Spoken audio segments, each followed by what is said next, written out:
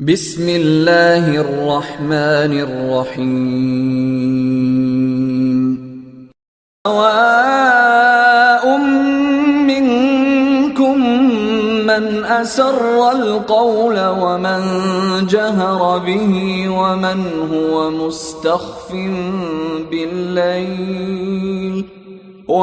هو مستخف بالليل وسارب بالنهار له معقبات من بين يديه ومن خلفه يحفظونه من أمر الله إن الله لا يغير ما بقوم حتى يغيروا ما بأنفسهم وإذا أراد الله بقوم سوءا فلا مرد له وما لهم من دونه من وال. The translation for Surah Ra'd, Ayah 10 to 11. In the name of Allah, the most compassionate, most merciful.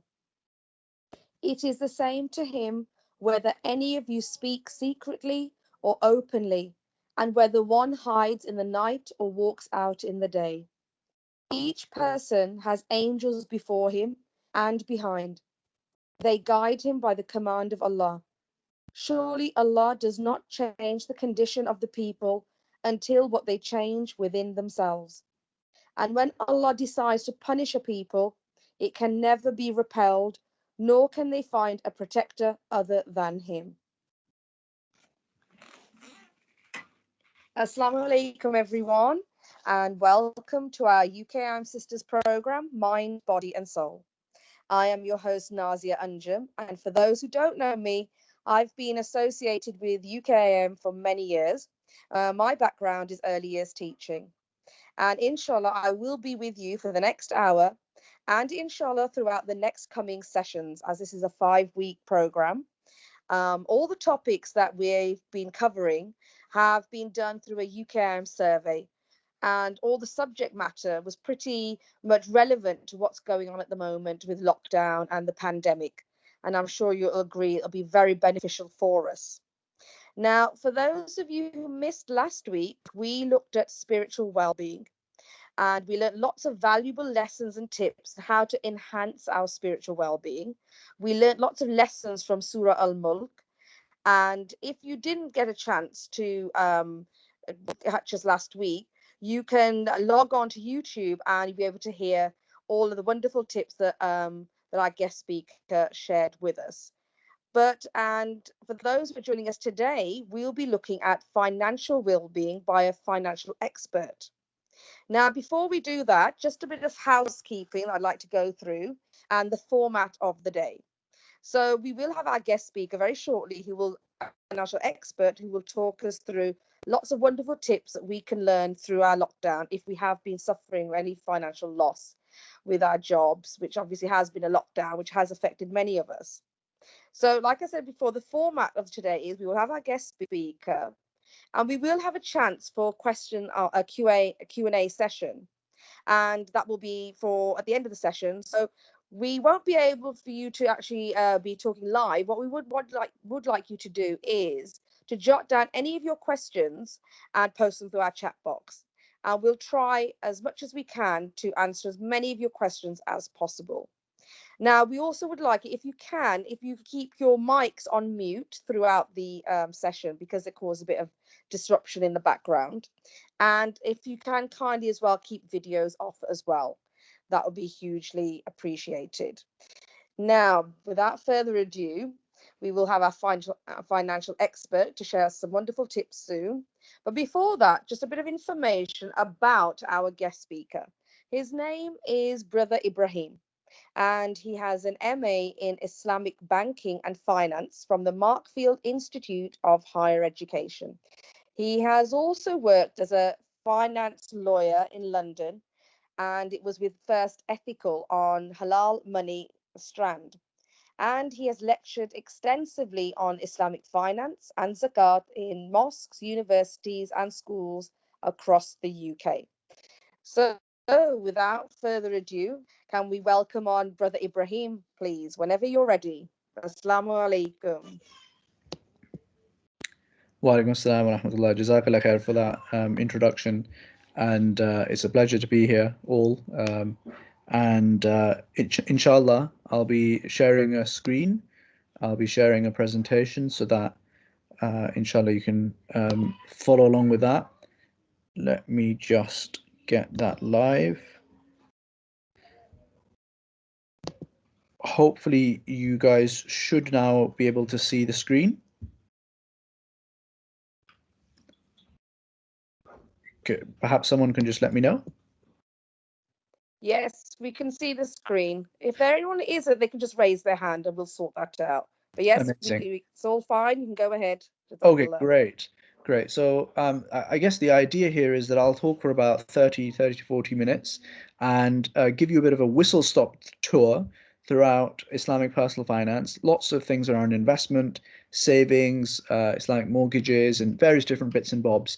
And I know that it's going to be a lot of information to take in. So don't worry too much about the actual information itself. Just kind of let that, almost subconsciously soak through you. And I'll point you in the direction of various places where you can find out more. When you actually need that information specifically. This is very much a bit of I guess, a bit of an introduction, so you kind of get a sense of the lie of the land when it comes to investing. So let's dive in, inshallah.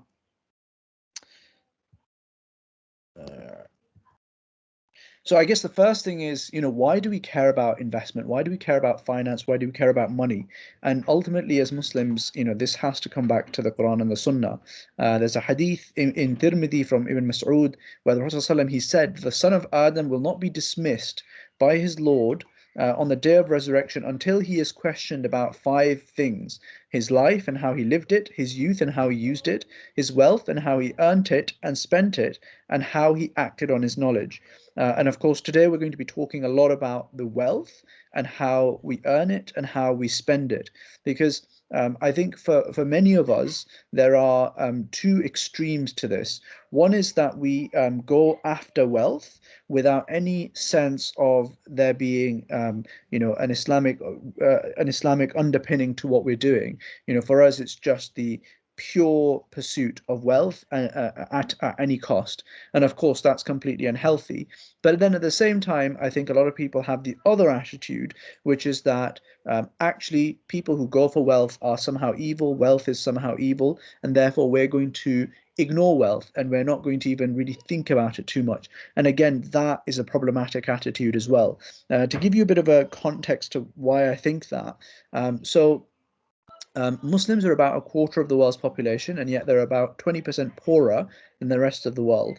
And if we look at the top 100 companies in the world, of those, you would expect about 25% of them to be Muslim, but in reality, actually, there's just one, and that is Aramco, and that's due to oil.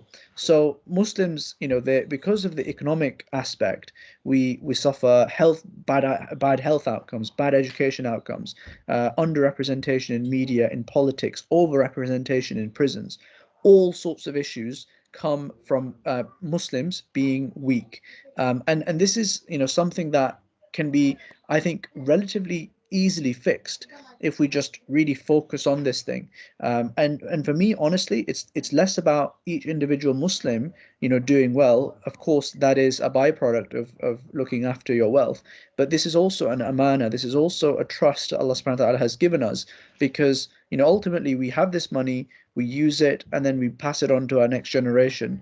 But if we are just thinking about it as an individual thing, then that really is quite short-sighted. What we should think about it as is a community thing, right? This is wealth that we are stewards of for the community as a whole. And so to give you a sense of this, the Church of England has an endowment of £8 billion.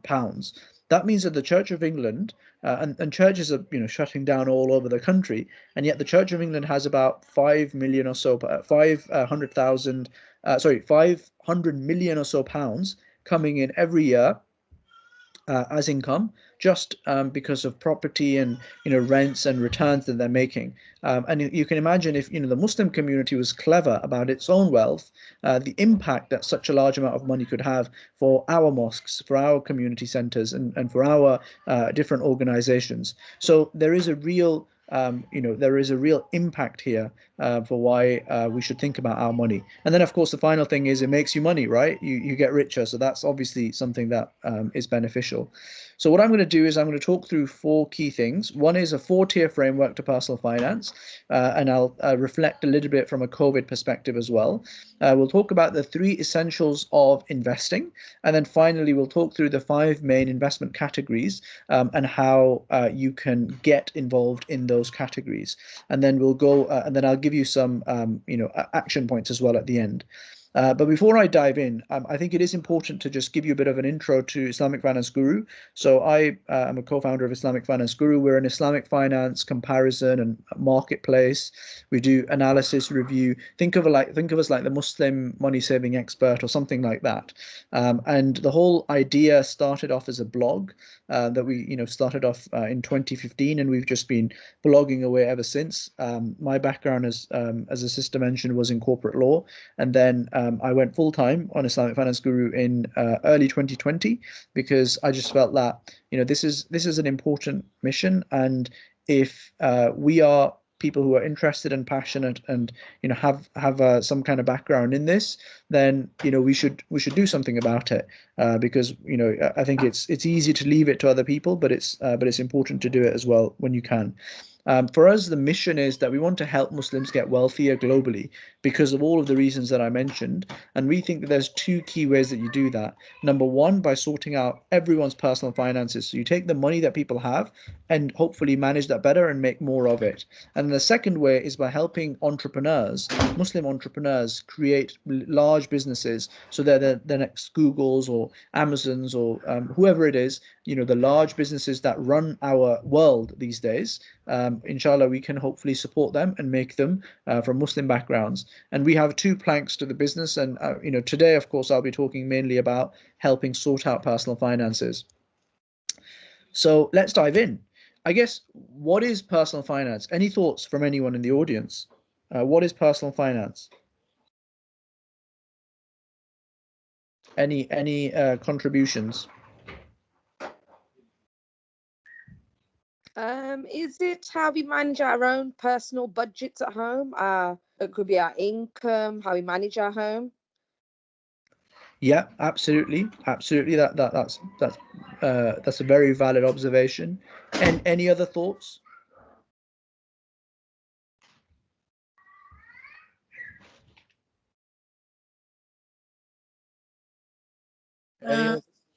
Sorry, everyone is muted, but if they want to answer, they can raise hands. Sorry, they can't unmute themselves. I see. Okay, no worries, no worries. In that case, let's carry on.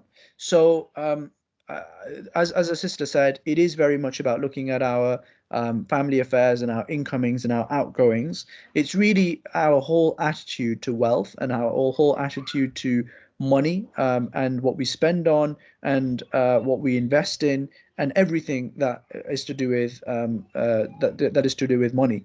So personal finance is a very holistic thing, and if we do it well, it is actually something that can be hugely impactful, but also actually quite good fun.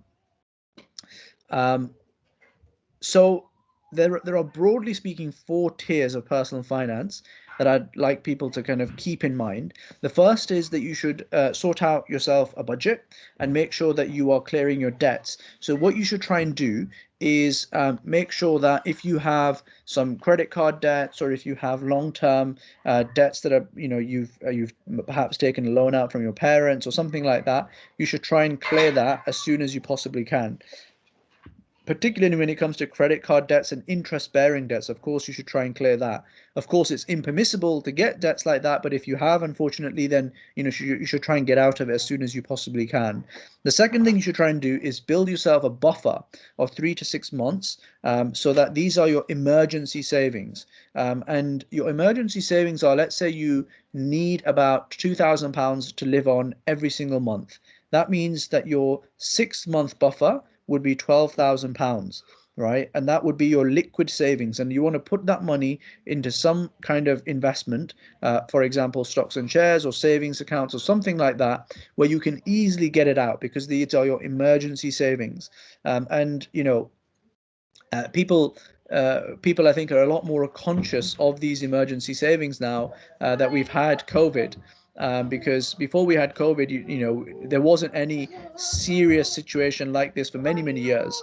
And now that we've had it, people actually realize, you know what, having emergency savings would have been a pretty good idea. So this is why, we encourage this. And then the third thing that people should try and do, once you've got yourself that emergency buffer, is you should try and stop renting. Because if you are renting, then more likely than not, you will actually end up losing out hundreds and thousands of pounds over the next 20 to 30 years. So what do I mean by that? If you go on our website on Islamic Finance Guru, if you just search for the should I buy or should I rent calculator, you'll find that for most people, they will end up losing hundreds of thousands of pounds if they continue renting. And that's simply because, of course, with rent, you're not actually owning a stake in the house. Whereas if you are buying a house, then you do own a stake in the house. And then finally, once you've got yourself onto the housing ladder, after that, you're going to start building a diversified portfolio. So putting your eggs into lots of different baskets, so that if any one of the baskets gets hit, then your overall portfolio does well. And we'll talk a little bit about this as well.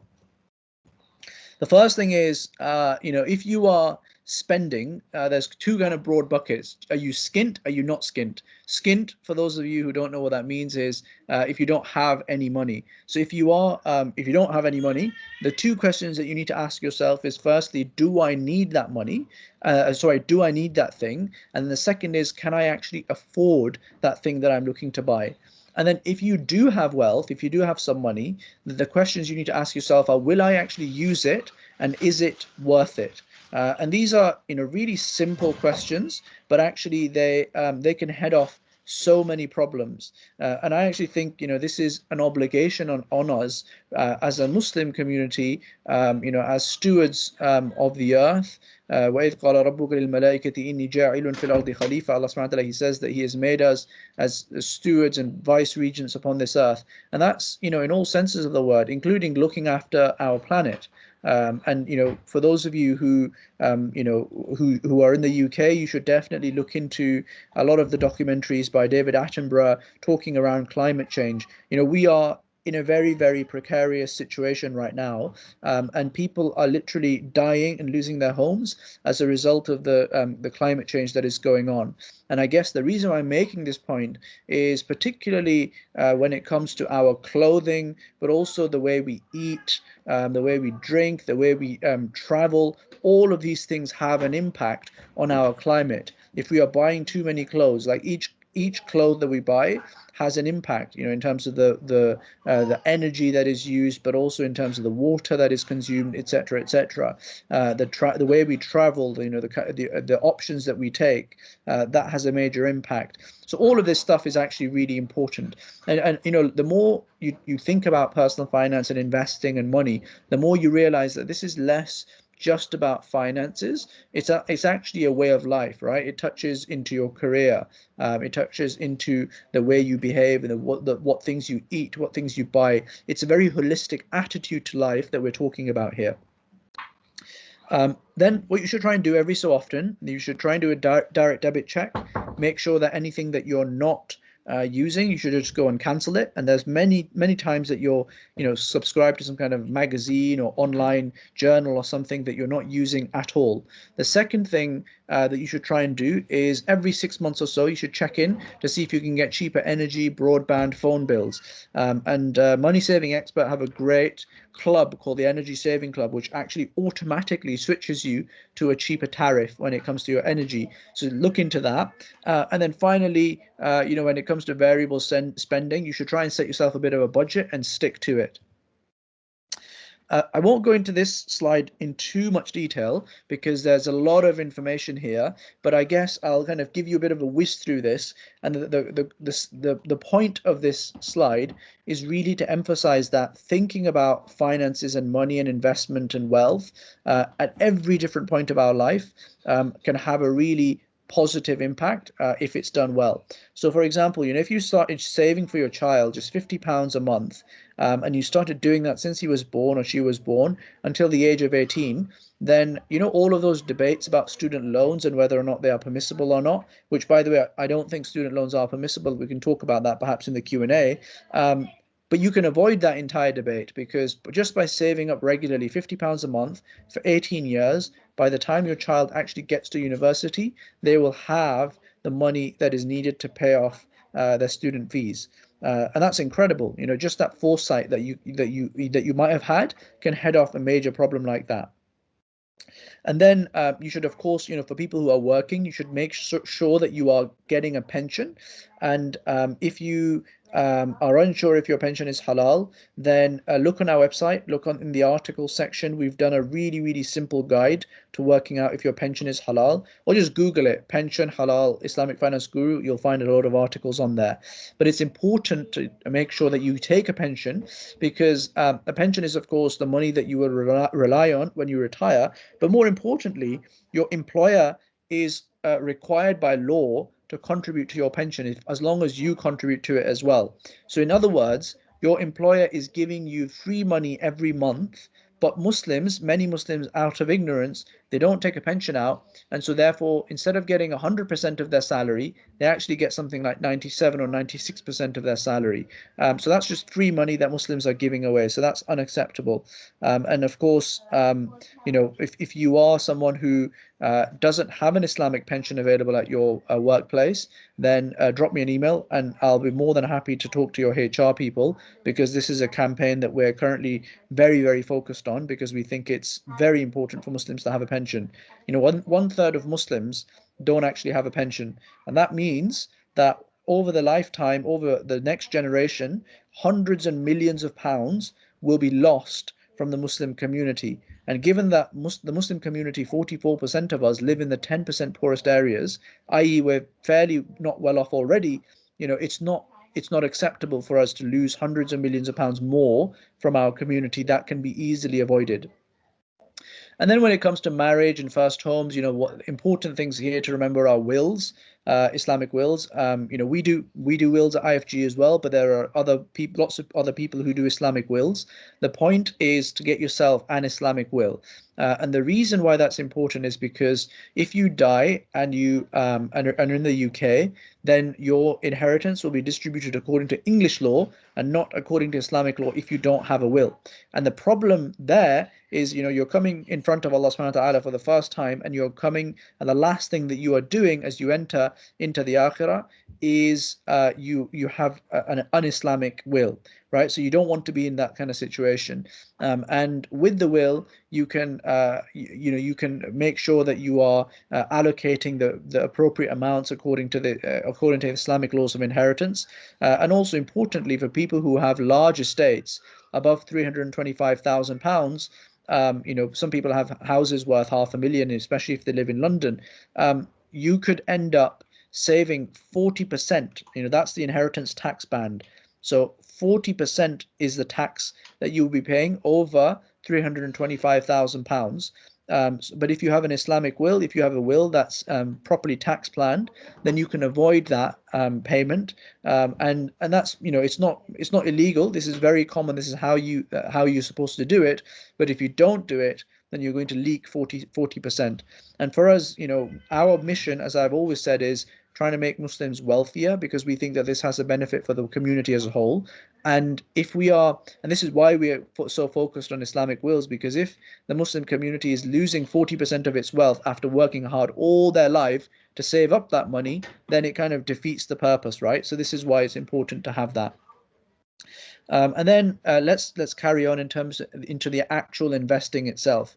I guess the other thing to I guess briefly mention here is from a COVID perspective, there are a few things to bear in mind. If you've been working from home, then you can actually claim some additional costs back as part of your self-assessment, or if you just Google online, the government have made it very simple for you to make an application and get some costs back in your tax as a tax rebate or a kind of a payment back. So that's one thing to bear in mind. The other thing is that for businesses, you should always look into your local council's website, and there are lots of different grants and interesting support schemes that you can make use of there as well.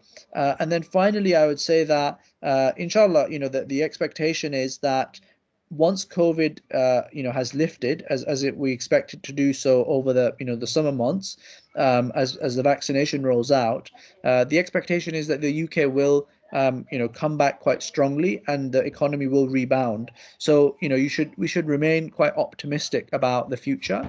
And of course, because of the furlough scheme, where the people can benefit from 80% of their salary, whilst they are off work. I think that has obviously considerably helped the situation as well. In terms of investing, I think there's two key things to keep in mind. The first is actually invest your money, right? And the second thing is invest like the 1%. When I say actually invest your money, the reason why I say that is because people think that I've now got some cash, I'm going to decide how to invest it. Maybe I'll do it in 2, 3, 4 months time. What they don't realize is that deciding to hold your money in cash is an investment decision, and it's a very bad one, because cash has an inflation attached to it. So that means that every year you will be losing somewhere between 1 and 2% or due to inflation on that cash balance. So over 10 years time, if you have £50,000 and you just hold that in cash, over 10 years time you will lose due to inflation, and you will lose due to zakat, and overall that 50,000 will become £10,000. Whereas if you took that £50,000 and just invested it, then over 10 years time, depending on the how your investments do, you could end up with something like £200,000, which is which is obviously very, very beneficial. So that's the first thing. And the second thing is you should invest like the 1%. And we'll talk a little bit about how the 1% invest. They do three things. One is they are consistent and they are regular. The second thing is they diversify their investments. And the third thing is they have a long-term time horizon when they come to investing. So let's talk a little bit about that. The first is that they are consistent and regular.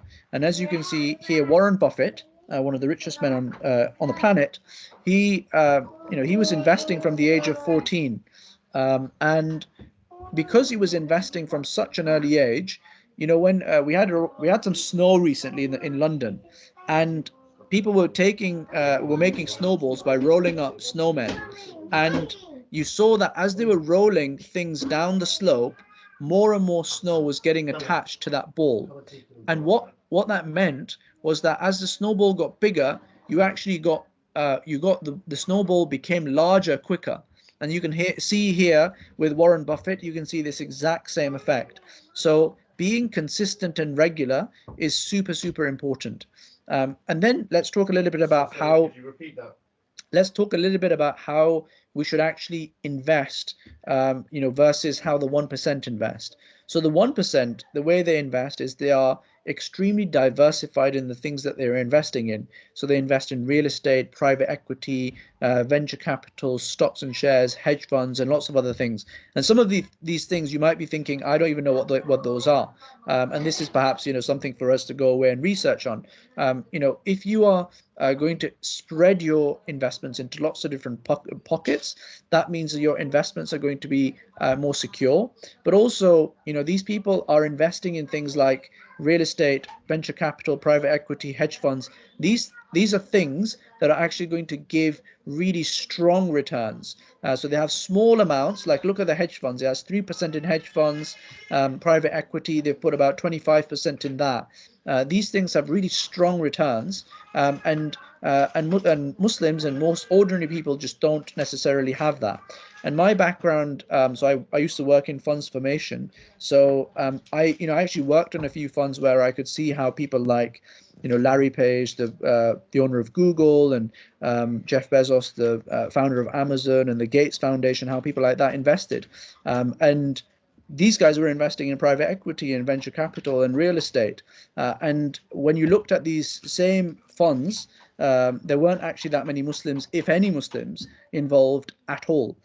So this is, part of the reason why I'm, so passionate about this, is because, I've seen how the 1% invest, and I know that Muslims aren't doing this, and yet it's actually really easy to do that. So, and then the final point was we should have long-term time horizons. And here you can see the stock market generally tends to trend upwards over the course of decades. So, you should have that long-term perspective. And if you do have that long-term perspective, you will ultimately end up doing pretty well. And then I'll try and whiz through this because I want to leave plenty of time for Q&A as well. I suspect there might be a fair few questions. There are 5 main investment categories. The first is stocks and shares. So these are public companies that you can own shares in. And the benefit here is that you get exposure to all sorts of different industries and asset classes. And for most people, stocks will be a large part of their portfolio. And you can get access to stocks and shares either by getting a financial advisor and they can invest for you. But for that, you typically need to have assets of over £100,000. The second option is a cheaper option where you just go for someone like a Wahid or Sarwa or Agaz or Coco Investor, whoever it is, and they are like a robo advisor. You set up an account and they'll kind of just do it for you. The third option is you invest in individual stocks and shares or individual funds yourself, right? You research it and you do that yourself. And that's very possible as well. And by the way, we've got a lot of Telegram groups on Islamic Finance Guru with thousands of people who are part of that Telegram group, where you can ask questions and you can learn a lot of things as well on those Telegram groups. And a lot of those people do DIY investing. And then the final thing is, of course, as part of your pension, you will have stocks and shares in your pension as well. Then you've got sukuk. So sukuk are an Islamic version of bonds, right? And bonds give you a fixed income return. They give you a fixed return every year. So sukuk are the Islamic version of that. And again, very similar places that you can go in terms of getting hold of sukuk. They are also available via the IFG syndicate. We have a halal investment page on our website where we list out basically all the different options available to you and all the different companies, so you can compare it quite easily. So you can check that out, in your own time, inshallah. Then you've got property. Every Desi family has a large property portfolio usually, because that's something we've been brought up to appreciate. And I think property is good. It's definitely a good investment. It's important, though, to, of course, diversify across a whole range of different investments. And you can get into property if you don't necessarily have even that much money these days by property crowdfunding. So the idea here is that you take, every person invests 5,000, 2,000, 100, 200 pounds, and everyone collects together to buy that property, and then you can get the rent from that property as a crowd. So that's really interesting. And then you can also do that same thing, but actually buy a project. You're going to buy this property, renovate it, and then sell it on, and you can do that as well as a crowd. And then there are a whole range of other options as well, where you can invest in land, you can invest in real estate investment trusts that are listed property funds. You can buy your own property and do a build and a refurbishment and then sell on. And finally, of course, you've got your own property that you own, that you live in, and that is an investment itself. And you should, of course, get yourself an Islamic mortgage for that, and don't get a conventional mortgage, or get a shared ownership scheme if you've got one of those available to you as well. And we do have a Islamic mortgage comparison tool on our website, so you can compare between the different banks that there are out there and the rates that they offer. Then you've got savings accounts. Savings accounts are pretty boring. I won't go into them in too much detail, But savings account are pretty useful as well because they're the very low risk end of the spectrum. So if you're, for example, you're saving up for a wedding or you're saving up for Hajj or something like that within 6 months' time, and you definitely need that money, you can't afford that money to go down, put it in a savings account because that will probably be the safest option.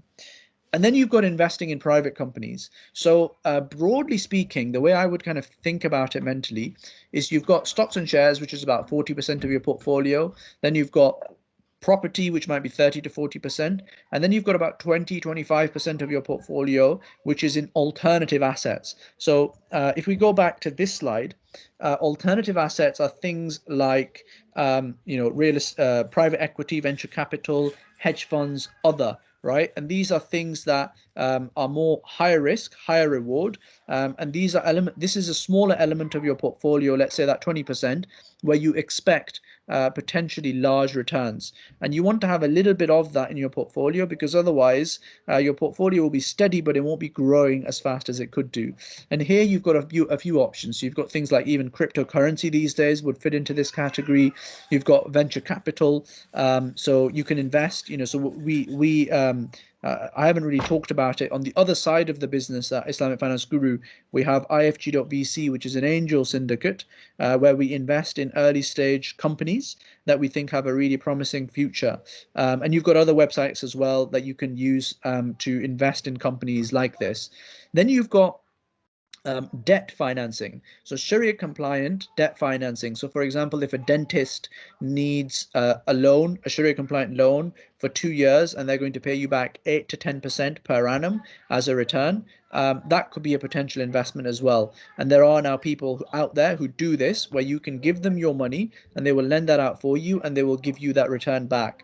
And you can find them on our website on the Halal investment page, and you can compare those options that are really interesting. And for me, this particular kind of investment is really important because if we as a Muslim community are going to, in 10 years, 20 years time, catch up to the rest of the world, and right now we're far behind, then we need to be supporting Muslim businesses.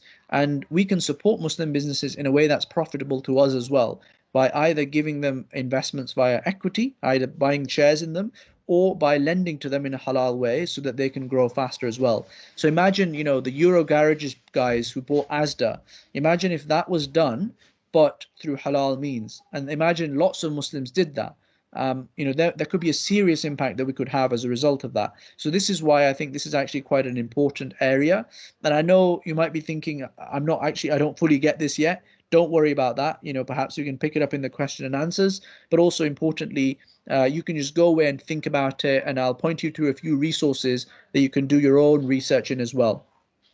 So to culminate, really, we've been talking about how do we get Muslims wealthier, because we think this is something that Allah subhanahu wa ta'ala wants us to do. We think that this is something that is going to help the Muslim community get stronger, and because ultimately it helps us as well, right? And we've been talking about sorting out personal finances in particular.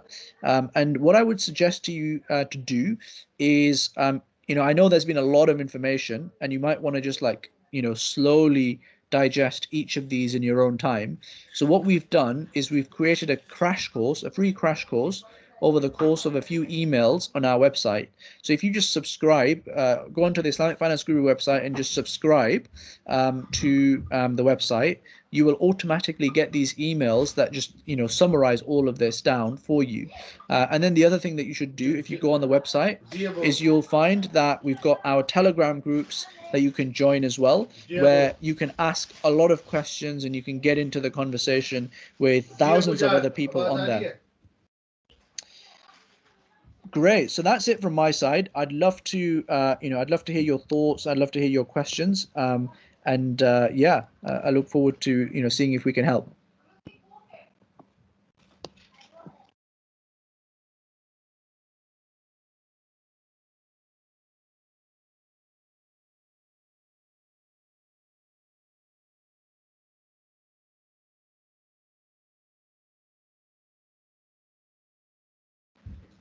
Feel free if you have any questions. Yeah, Sadaf?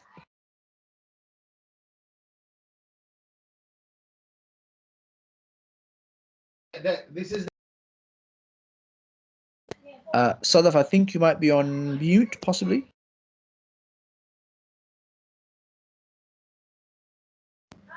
I think I've now given you permission to unmute.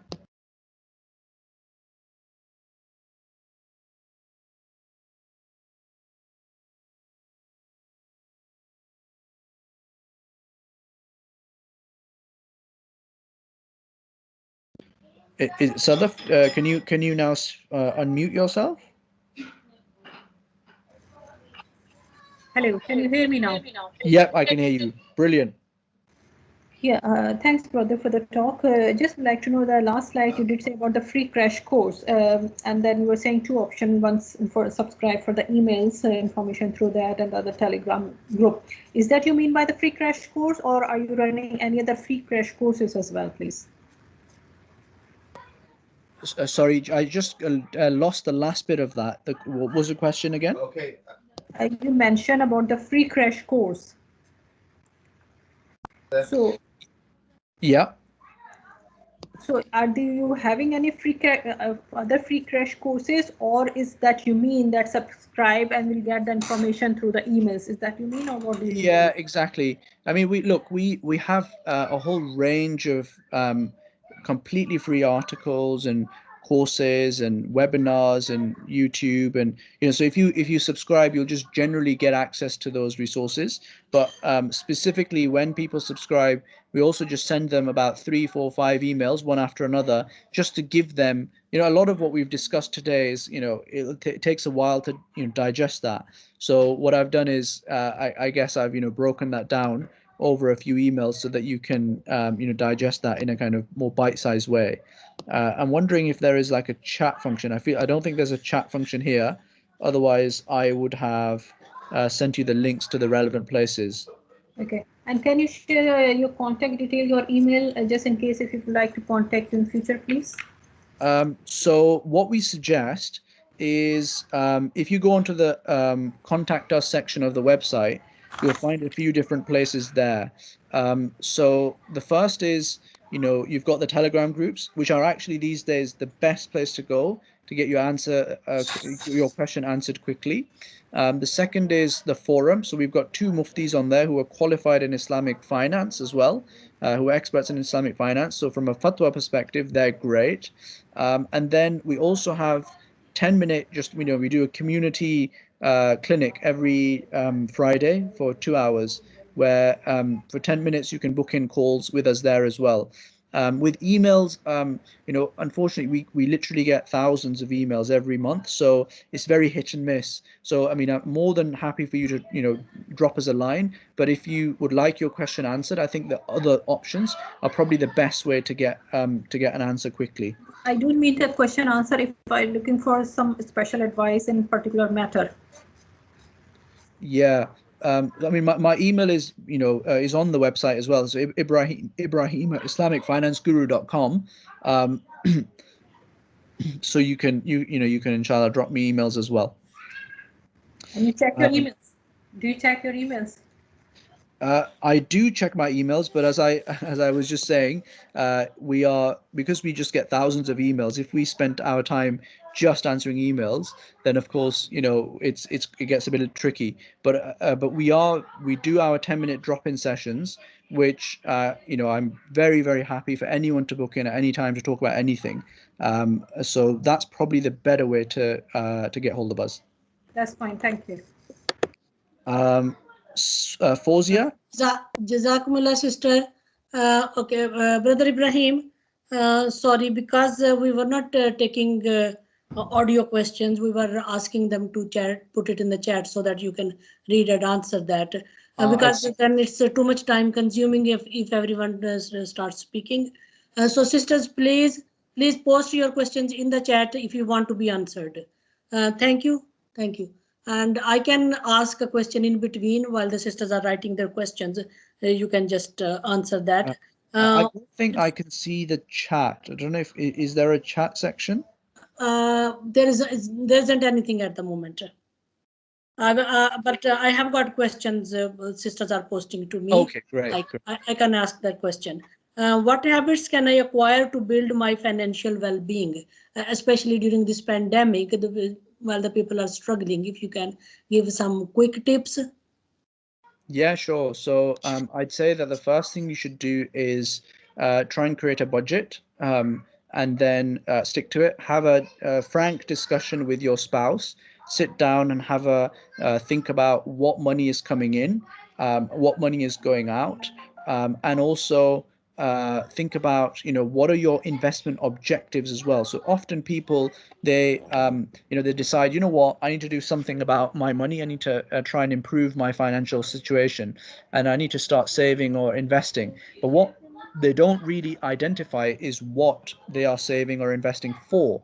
And if you are investing and saving for a wedding in a year's time, that is different to if you're saving and investing to buy a house in 5 years' time, which is different to what saving and investing to retire in 20 years' time, right? There are three very different flavors. So you need to think about what are your investment objectives, and then accordingly match up what you are doing with your money, as well. But the first, I think, step is just sitting down and having that frank discussion, but also creating yourself a budget.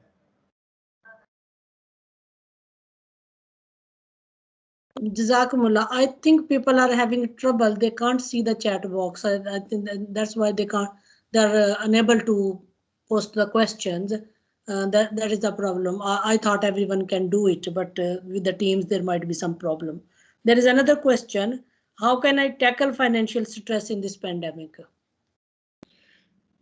So I guess it depends on where the stress is coming from.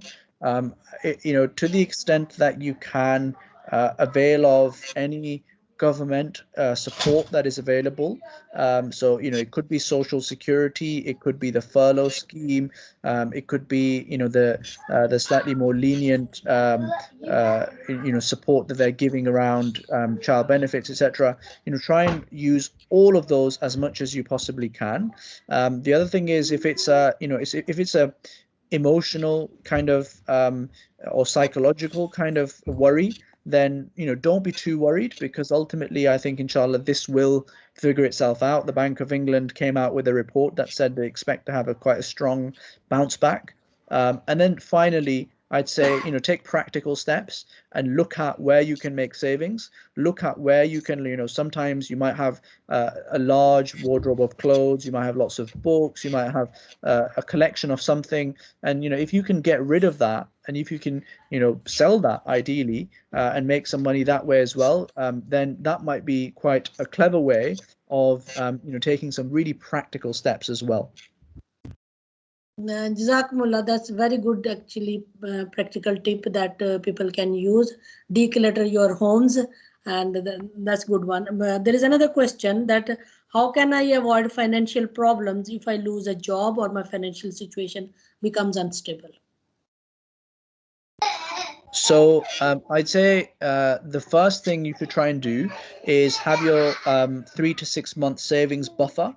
That emergency pot that I was talking about. If you can try and build that up before you get into a situation like that, that's also very, very helpful. The second thing I'd say is once you get into a situation like that, try and get back into employment as soon as you possibly can. So that means, sometimes people, they have a lot of, sometimes people are very, they might have a bit of an ego about the kind of job that they are willing to do. Don't necessarily have that issue. And try and get yourself back into employment as soon as you can. And I guess the third thing I would say is, you can avail of social security benefits as well. So make sure that you explore those properly. Those are there for you for this precise reason, right? So make sure you do benefit from that as well. Thank you. Let me try unmute Sister Sadaf. Sister Sadaf, sorry, it's Fawzia. Fawzia, can you unmute yourself? Assalamu alaikum rahmatullahi wa barakatuhu. Can you hear me? Yes, we can. Sorry, I didn't have access to the chat box. That's why I had to raise my I hand. understand that. I didn't realize that before. Yeah, no worries. Brother, I just wanted to ask you, you mentioned about the Islamic will. Do you, first of all, know how much it would cost and who to get in touch with in order to get that sorted out? Yeah, sure. So we do. We've written a very detailed guide on this called a guide to Islamic wills in the UK. So if you just Google it, you'll find it. We do IFG Wills, which is an online will solution where you can get the will done within 20 minutes. Just fill in an online form. So we charge £98 for that. There are other options out there as well, and you can go for a high street solicitor. They'll probably charge you a bit more, and then you've got more, if you're a high net worth individual, you might need to get a very bespoke will done with corporate and tax planning as well, but that's usually more applicable to people who've got estates of over £2 million. But yeah, there's a bunch of options. I think there's also free wills as well. You can get a free will by just going online and downloading a template. I would recommend not doing that unless you are a student and someone with perhaps not so very many assets. But as soon as you have a little bit of assets, I'd recommend paying for a will and going for that route. Jazakallah khair. Sister Muniba, you can unmute yourself.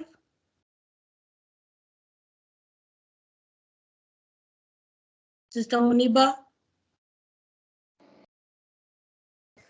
Assalamu alaikum. Sorry, I just wanted to check with you. I know you mentioned just a while ago about your links of how to get extra information. Can you just repeat that again, because we don't have the chat box? I just wanted to write down the links or how we can access them, just for further information. So I just didn't want to interrupt in between. Yeah, sure. It's islamicfinanceguru.com/subscribe. So is it IFG? If you type that, I think that might come up. Yeah, I mean, if Razia Auntie, if it's helpful, I can send you the link, and then maybe you can send that to people afterwards. Yeah, no problem. Or you, that's fine. That's fine, because we will be sharing recording as well. They can get the information through the recording. But you can send it to us as well. Okay. Anyone else has got any questions? Now is the chance, please, because if you can't write any message there. What I'll actually do quickly is just show you by sharing my screen what I'm talking about. So this is, so if you just type in islamicfinanceguru.com/subscribe, then you can just drop in your email. What I was talking about with the Telegram groups, you can just find that here. Just click here and you can see all the different Telegram groups that you can join. Then you've got the Halal investment comparison engine, where you can compare all the different Islamic finance companies out there in one place. So you can just compare and find out more information about them and invest.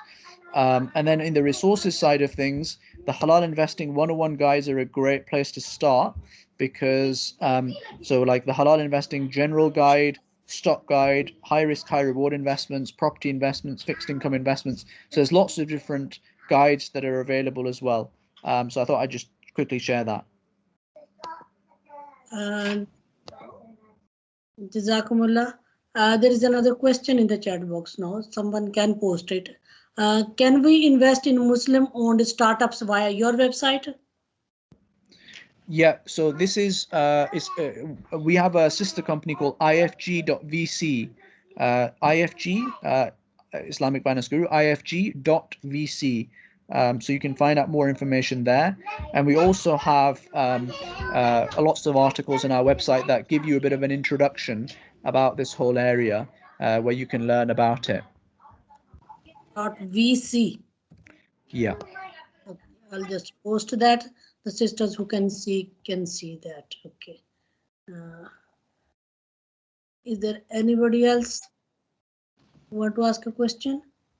No more hands. because this is the toughest times as we are experiencing, and many people obviously we were not ready for this, and with the more, sometimes with the deaths and everything going on around us, people are financially being affected with this situation.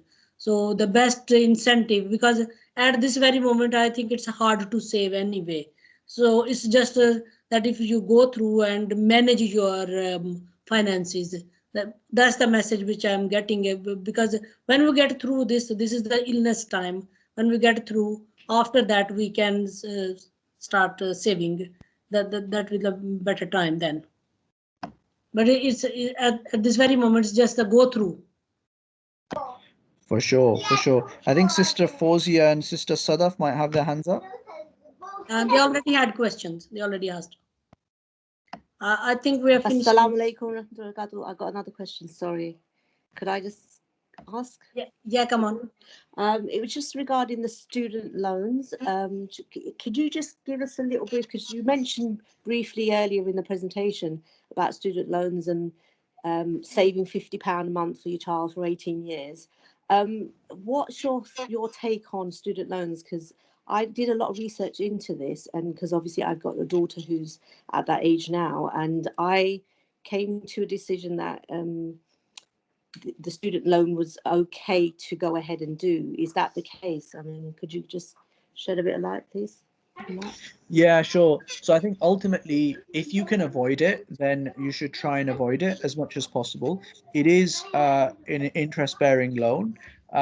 If you can, get your kids to take a gap year and work during that period in a sector that is actually relevant for them, then that not only strengthens their CV, but also it means that they earn some money. If they can get grants and scholarships, there are many of them out there, then they should try and do that. If they work on the evenings, as much as you can, so that when you feel in your conscience that you've really tried to try and avoid a student loan as opposed to just go and get it. I think after all of that effort, if you then need a student loan, then so be it. But I guess the point I'm making here is that we should try as much as we possibly can to avoid it, because ultimately this is a loan.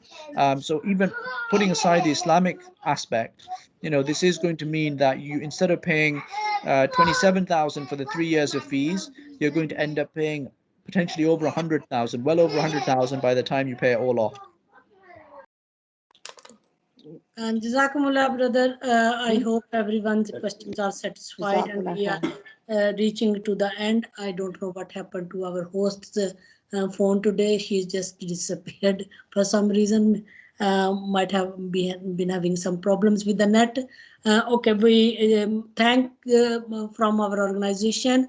Thank you, Brother Ibrahim, for giving us such information, and hopefully all the sisters will get benefit from that and start saving and better financial health. We will be finding ourselves in near future and in far future, inshallah ta'ala. Thanks again for all your hard work and your presentation and your giving time to us. And we finish with the dua. اللهم أرنا الحق حقا وارزقنا اتباعه وأرنا الباطل باطلا وارزقنا اجتنابه. Oh Allah, let us see the good as good and bless us with the ability to follow it, and show us the falsehood as falsehood and bless us with the ability of staying away from it with your mercy, O merciful, Ya Arhamar Rahimeen. Assalamu alaikum wa rahmatullahi wa barakatuhu. Jazakumullah khairan everyone for participating and asking questions and listening to the program. Assalamu alaikum wa rahmatullahi.